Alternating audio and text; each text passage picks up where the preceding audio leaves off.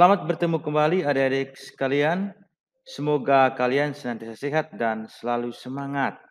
Kembali lagi bersama saya dalam pembelajaran Pendidikan Agama Katolik dan Budi Pekerti. Pada kesempatan ini saya akan menjelaskan materi kelas 11, khususnya materi sifat-sifat gereja. Adik-adik sekalian, seperti yang kita tahu bahwa gereja itu memiliki 4 sifat. Yang pertama, gereja yang satu, yang kedua, gereja yang kudus, yang ketiga, gereja yang katolik, dan yang keempat, gereja yang apostolik. Adik-adik sekalian, keempat sifat gereja ini merujuk pada 4 aspek yang sangat hakiki dalam gereja Katolik, yakni persatuan, kesucian, keuniversalan, dan kerasulan. Pada video kali ini saya akan menjelaskan tentang sifat gereja yang satu. Ada beberapa hal yang akan saya jelaskan berkaitan dengan sifat gereja yang satu ini. Yang pertama, arti gereja yang satu. Yang kedua, hal-hal yang dapat merusak kesatuan gereja. Dan yang ketiga, usaha-usaha yang dapat kita lakukan untuk mewujudkan kesatuan gereja di tengah masyarakat. Yang pertama, kita akan melihat arti gereja yang satu. Adik-adik sekalian, ada beberapa sumber yang akan kita gunakan untuk melihat arti gereja yang satu. Yang pertama, ensiklopedia gereja. Yang kedua, katekismus gereja Katolik. Yang kedua, katekismus gereja Katolik. Yang ketiga, kitab suci gereja Katolik. Dan yang keempat, ajaran sosial gereja. Yang pertama, kita lihat arti gereja yang satu menurut ensiklopedia gereja. Adik-adik sekalian, menurut ensiklopedia gereja itu bersifat satu karena gereja itu bersatu dalam iman, bersatu dalam pembaptisan, bersatu dalam perayaan Ekaristi, dan bersatu dalam pimpinan di seluruh dunia. Kesatuan gereja itu harus selalu dibina, harus selalu dijaga, dipelihara dalam semangat saling mengampuni dan saling menghormati. Kesatuan gereja ini bukan semacam keseragaman yang dipaksakan, karena itu kesatuan gereja menuntut suatu persekutuan, suatu persatuan dengan gereja Roma. Kita lihat apa artinya satu iman. Satu iman itu artinya adik-adik bahwa seluruh anggota gereja di dunia memiliki iman yang sama, iman yang satu, yaitu iman kepada Allah Tritunggal, Bapa, Putra, dan Roh Kudus. Yang kedua, satu pembaptisan. Artinya adik-adik sekalian, pembaptisan yang digunakan oleh seluruh gereja Katolik di Indonesia menggunakan pembaptisan yang sama, yaitu pembaptisan Yesus Kristus, yakni dibaptis dengan Roh Kudus dan dibaptis dalam nama Bapa dan Putra dan Roh Kudus. Yang ketiga, satu perayaan Ekaristi, artinya bahwa seluruh perayaan Ekaristi yang dibuat oleh seluruh umat Katolik di dunia memiliki kesamaan. Tidak ada perbedaan satu sama lain. Yang keempat, satu pimpinan. Artinya bahwa seluruh umat Katolik di dunia hanya memiliki satu pimpinan yang tertinggi, yaitu Paus yang berkedudukan di Roma. Yang kedua, katekismus gereja Katolik, khususnya artikel 813. Dokumen ini melihat 3 alasan dasar yang menjadi alasan gereja itu bersifat satu. Yang pertama, gereja itu bersifat satu karena memiliki satu asalnya. Gereja berasal dari Tritunggal yang Maha Kudus, Bapa, Putra, dan Roh Kudus. Yang kedua, gereja itu bersifat satu karena pendirinya hanya satu. Kristus menjadi pendiri tunggal gereja.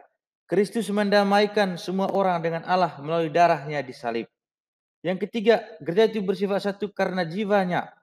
Roh Kudus adalah jiwa gereja. Roh Kudus menjadi jiwa gereja dengan berdiam dalam hati manusia dan menciptakan persekutuan, memenuhi hati umat dan membimbing seluruh gereja sehingga gereja bisa bertumbuh, berkembang dan hidup sampai sekarang ini. Yang berikut makna kesatuan gereja dalam kitab suci. Adik-adik sekalian, kesatuan gereja direncanakan oleh Allah sendiri dan ditanggapi oleh manusia atau gereja dengan melaksanakan rencana Allah. Jadi kesatuan gereja itu sesungguhnya berasal dari Allah dan membutuhkan tanggapan manusia melalui iman dan harapan. Kesatuan gereja pertama-tama adalah kesatuan iman yang mungkin dirumuskan dan diungkapkan dengan cara yang berbeda untuk setiap anggota gereja. Kesatuan iman bersifat dinamis dan merupakan prinsip kesatuan batiniah gereja. Kesatuan gereja juga adalah kesatuan pimpinannya. Kristus mengangkat Petrus sebagai ketua para rasul agar para rasul tetap bersatu. Dalam diri Petruslah Kristus meletakkan asas dan dasar kesatuan iman dan persekutuan yang tetap kelihatan. Dengan demikian, kesatuan gereja nyata dalam pimpinan gereja atau hierarkis berdasarkan suksesi apostolik yang diwariskan dan dilestarikan melalui sakramen tabisan suci. Karena itu, kesatuan pimpinan tidak boleh dilihat pertama-tama secara universal. Tidak hanya paus, dalam diri para uskup juga terdapat asas dan dasar yang kelihatan kesatuan dalam gereja. Kesatuan pimpinan ini sering disebut kesatuan lahiriah. Kesatuan gereja juga adalah kesatuan tubuh. Semua anggota gereja menjadi saksi iman dalam panggilan yang berbeda-beda. Umat beriman mempunyai aneka macam bakat dan talenta, tetapi saling melengkapi untuk melanjutkan misi Kristus di dunia. Keberagaman budaya dan tradisi memperkaya gereja dalam mengungkapkan iman yang satu. Cinta kasih harus menjadi dasar dan roh setiap anggota untuk dipersatukan dalam kebersamaan dan saling bekerja sama dalam persatuan yang harmonis. Kesatuan gereja juga adalah kesatuan dalam kebaktian atau kehidupan sakramental. Karena kebaktian dan sakramen-sakramen merupakan ekspresi simbolis dari kesatuan gereja.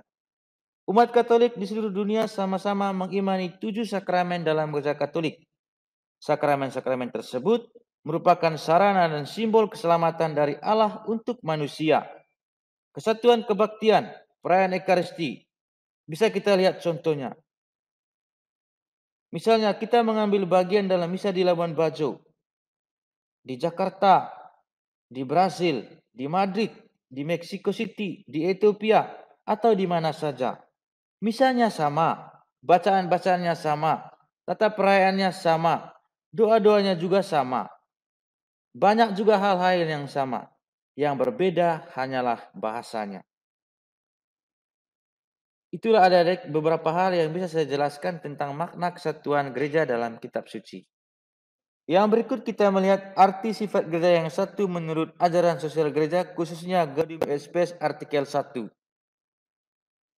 Yang pertama, gereja itu bersifat satu karena umat beriman merupakan satu persekutuan di dalam Roh Kudus. Semua umat terjalin dengan umat lainnya karena semua umat memiliki iman dan sarana rahmat yang sama. Oleh persatuan umat, persaudaraan, perdamaian, dan cinta kasih lahir di tengah umat, sehingga kehidupan umat menjadi lebih baik.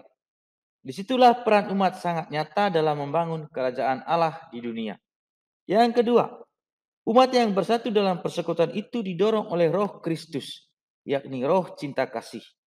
Karena itu umat menjadi mampu mengabdi pada persatuan, kesatuan, solidaritas, toleransi, kerukunan, agar tercapainya kepentingan bersama di dalam segala bidang kehidupan umat. Semuanya itu dilaksanakan sambil tetap memperhatikan otonomi dunia dalam terang cahaya Injil. Yang kedua, kita melihat hal-hal yang dapat melukai kesatuan gereja. Adik-adik sekalian, ada beberapa hal yang dapat melukai kesatuan gereja di dalam masyarakat. Yang pertama, tidak setia pada hierarki.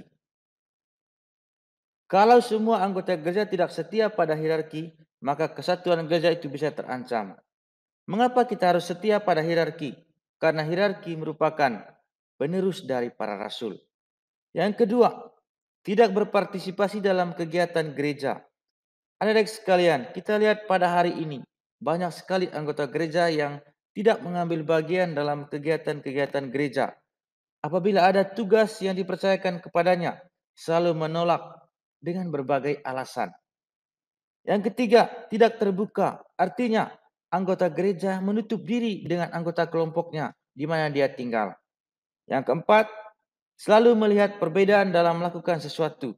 Kalau orang yang dia layani berbeda latar belakang dengannya, maka dia tidak mau melayaninya. Itulah beberapa hal yang dapat melukai kesatuan gereja di tengah masyarakat. Yang berikut kita melihat usaha-usaha yang dapat kita lakukan untuk mewujudkan kesatuan gereja di tengah masyarakat. Gereja itu ilahi sekaligus insani. Gereja berasal dari Yesus dan berkembang dalam sejarah. Gereja itu bersifat dinamis. Gereja tidak sekali jadi dan statis. Oleh karena itu adik-adik sekalian, Kesatuan gereja harus selalu diperjuangkan oleh kita sebagai anggota gereja. Karena itu, untuk dapat mewujudkan kesatuan gereja, beberapa hal yang dapat kita usahakan. Yang pertama, aktif dalam kegiatan gereja. Kita harus berupaya, kita harus berusaha agar kita selalu mengambil bagian dalam kegiatan-kegiatan gereja. Yang kedua, setia dan taat pada persekutuan umat. Anak-anak sekalian, iman kita hanya bisa diamalkan dalam kebersamaan kita dengan umat, dalam persekutuan dengan umat. Karena itu, untuk mewujudkan kesatuan gereja, kita harus senantiasa setia pada persekutuan umat di mana kita berada. Yang ketiga, taat pada hierarki. Anak-anak sekalian, kita sudah jelaskan tadi bahwa hierarki itu adalah penerus para rasul. Maka kita harus senantiasa taat kepada hierarki. Yang keempat, jujur dan terbuka kepada anggota kelompok di mana kita tinggal. Dan yang terakhir, lebih melihat persamaan daripada perbedaan. Ketika kita melayani orang, kita tidak boleh melihat latar belakangnya, tetapi kita harus melihat siapa dia, bahwa dia adalah manusia, dia sama dengan kita, dia adalah ciptaan Allah. Demikianlah adik-adik sekalian beberapa hal yang bisa saya jelaskan tentang sifat gereja yang satu. Terima kasih atas perhatian dari adik-adik sekalian. Sampai jumpa di video selanjutnya.